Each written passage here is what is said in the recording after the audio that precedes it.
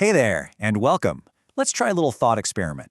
Think about everything you have online, your photos, your private messages, your bank info. Now imagine all of that is treasure, locked away inside a massive fortress. Well, information security? That's the art of building and defending that fortress. So, let's dive in and figure out how you can become the master of your very own digital castle. And that brings us to the big question, right? How secure is your digital world, really? It sounds simple, but the answer is anything but. Because whether you know it or not, that fortress of yours, it's being tested every single day. So, how strong are your walls? Do you even know where all the gates are? And I'm not being dramatic here. There is a constant, silent battle being waged for your data. It's a digital battlefield where the attackers never sleep. And if you want to have any chance of winning, the very first thing you have to do is understand what you're up against. So, let's do just that. Let's take a good look at this battlefield, because knowing the landscape is rule number one for any good defense. We're going to zoom in on two concepts that really define this whole conflict: threats and vulnerabilities. Okay, so it's absolutely crucial to get the difference between these two ideas. A threat is the attacker at your gate. It's the who or what that wants to get in. But a vulnerability, that's the unlocked gate itself. It's the how they get in. You see, a threat is pretty much useless without a vulnerability to exploit.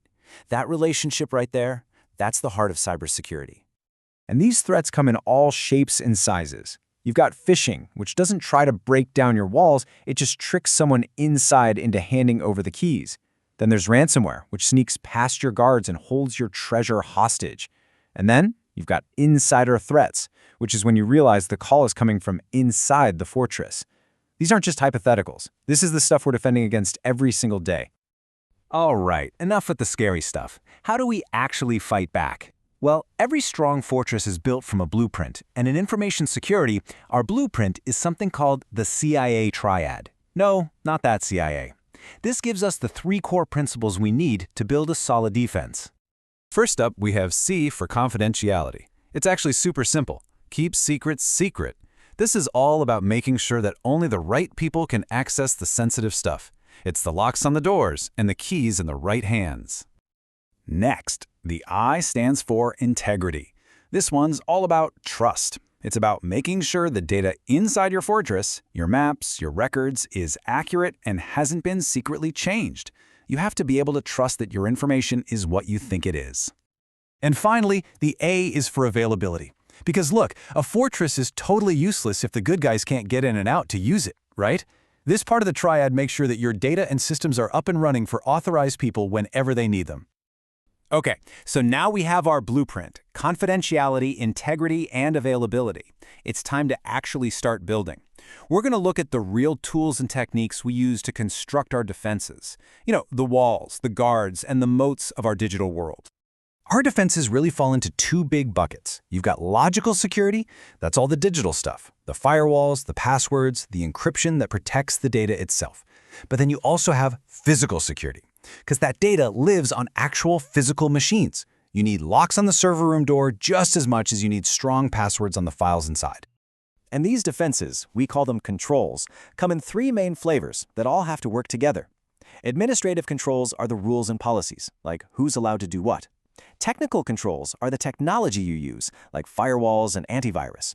And physical controls are, well, the real-world stuff, like locks and cameras. You absolutely need all three. Now listen up, because this is one of the most important ideas in all of security. You don't just build one wall and call it a day. You build layers, lots of them. We call it defense in depth. You start with a firewall at the edge. Then you have systems watching the network inside. Then antivirus on every computer, all the way down to encrypting the data itself. The thinking is simple. If an attacker gets past one layer, there's another one right behind it waiting to stop them. So we can build the most high-tech, layered, incredible fortress in the world, but it could all be for nothing if we forget about the most critical and often the most unpredictable component: the people. This is where something called risk management comes into play. Think of it as the high-level strategy for your defense. You simply can't protect against every possible threat equally. So you have to identify the biggest risks, figure out how bad the damage could be, and then make smart, strategic decisions about where to focus your resources. And that leads to a really interesting kind of philosophical question. What is an acceptable level of risk? Because a fortress with zero risk would be a sealed box. Nobody could get in or out. So every single organization has to find that balance between being perfectly secure and, actually being able to get work done.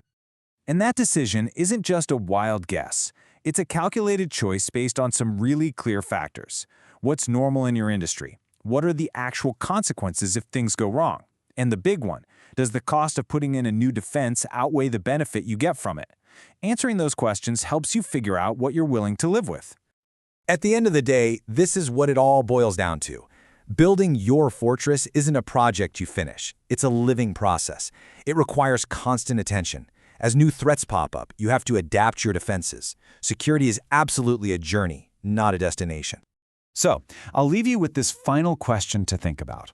When you picture your own digital fortress, whether it's for your family's photos or your company's data, ask yourself, what is the weakest link? Is it a piece of technology, a missing policy, or something else entirely?